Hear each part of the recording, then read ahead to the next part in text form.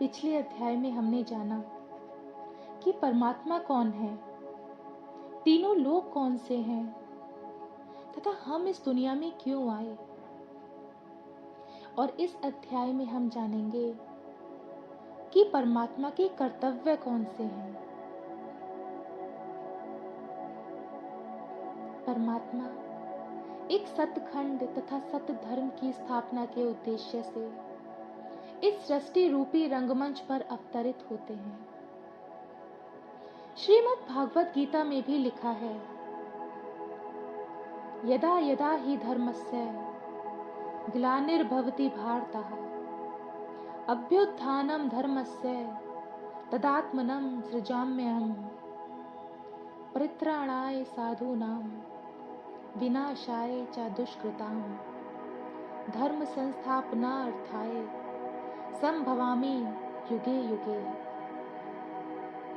अर्थात जब जब धर्म का नाश होता है तथा अधर्म की अति होती है, तब तब मैं दुष्टों का विनाश तथा धर्म की स्थापना के लिए इस धरती पर अवतरित होता हूँ।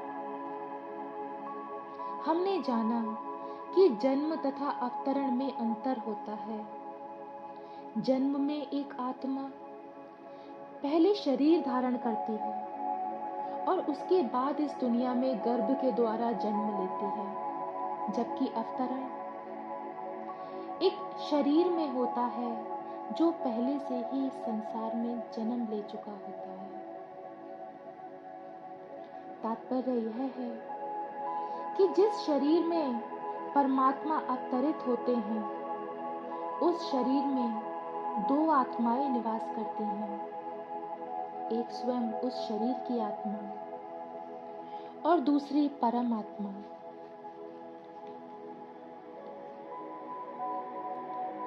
धर्म की स्थापना ज्ञान रूपी गंगा में स्नान करने पर ही हो सकती है, क्योंकि तभी सभी आत्माएं ज्ञान को सुनेंगी, धारण करेंगी और इसके फलस्वरूप अपने आप को बदलेंगी, और जिससे यह विश्व बदलेगा। अर्थात परमात्मा इस ज्ञान गंगा से सभी आत्माओं का उद्धार करते हैं। अधिकांशतः लोग गंगा नदी में प्रतिवर्ष स्नान करने जाते हैं और स्नान करने के पश्चात यह धारणा रखते हैं कि गंगा नदी में स्नान करके उनके सारे पाप नष्ट हो गए। इस गंगा नदी में, जो कि एक स्थूल रूप है, उसमें हमारे शरीर ने स्नान किया, क्योंकि शरीर भी स्थूल रूप है। क्या गंगा नदी का जल हमारी आत्मा के पापों को नष्ट कर सकता है?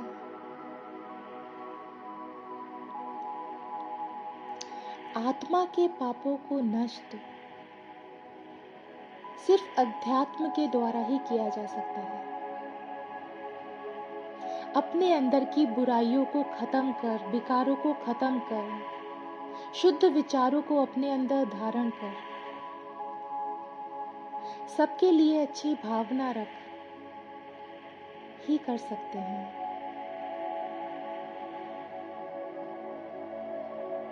तो गंगा जल, जो कि एक स्थूल रूप है, शरीर को तो पवित्र कर सकता है, पर आत्मा को नहीं।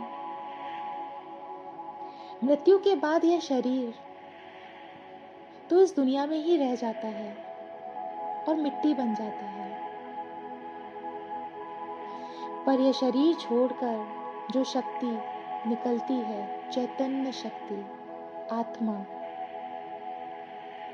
वह आत्मा अपने द्वारा किए गए अच्छे या बुरे कर्म अपने साथ लेकर जाती है और नया शरीर लेकर नया जन्म लेती है, और उस नए जन्म में उस आत्मा के द्वारा किए गए पूर्व अच्छे या बुरे कर्म इस नए जन्म में सुख दुख के रूप में उस आत्मा के सामने आते हैं।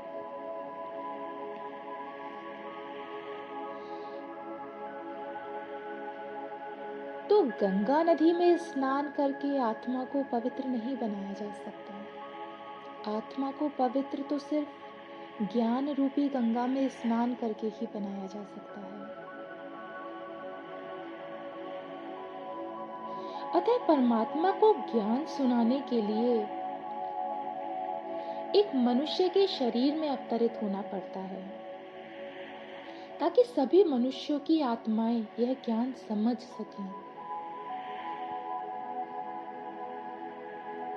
क्या इस कलयुगी संसार में कोई भी एक पवित्र शरीर परमात्मा को मिल सकता है?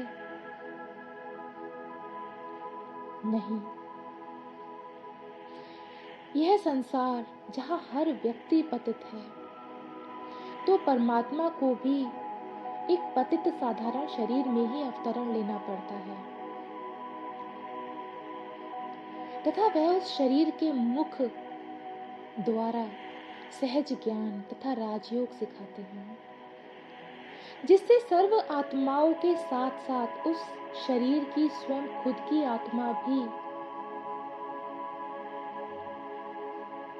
सुनती है और धारण करती है।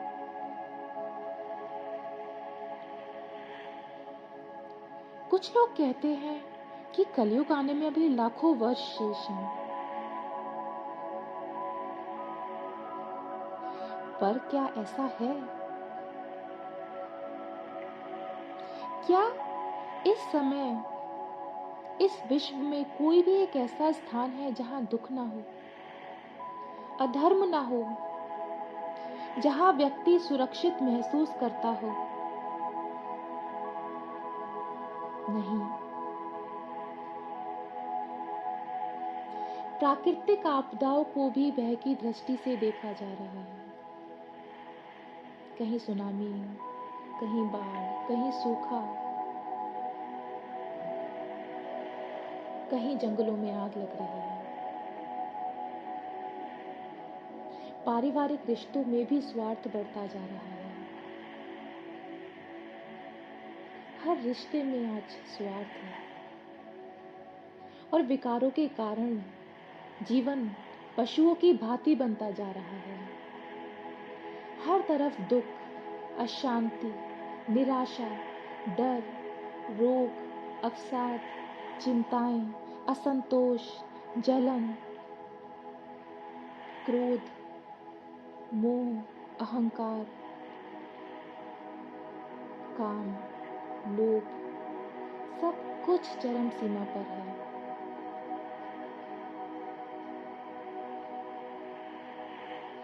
लोग तो अपने स्वार्थ व हितों के लिए कुछ भी करने से नहीं डरते, जो यह दर्शाता है कि अधर्म चरम सीमा पर है, तथा यह सब अंत के ही तो संकेत है। परमात्मा के अवतरित होने से पहले भी अधर्म था, परंतु चरम सीमा पर नहीं था।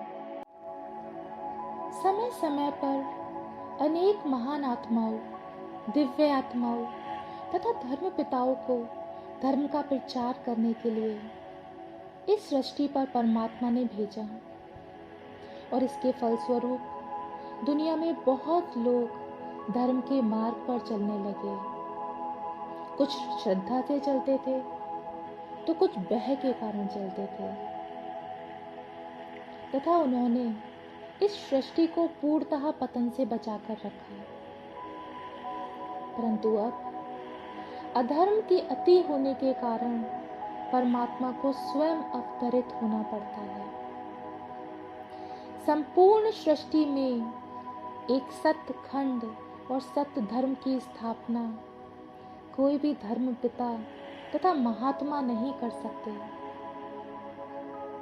तो निसंदेह यह परमात्मा शिव का ही सर्वोच्च श्रेष्ठ कर्तव्य है।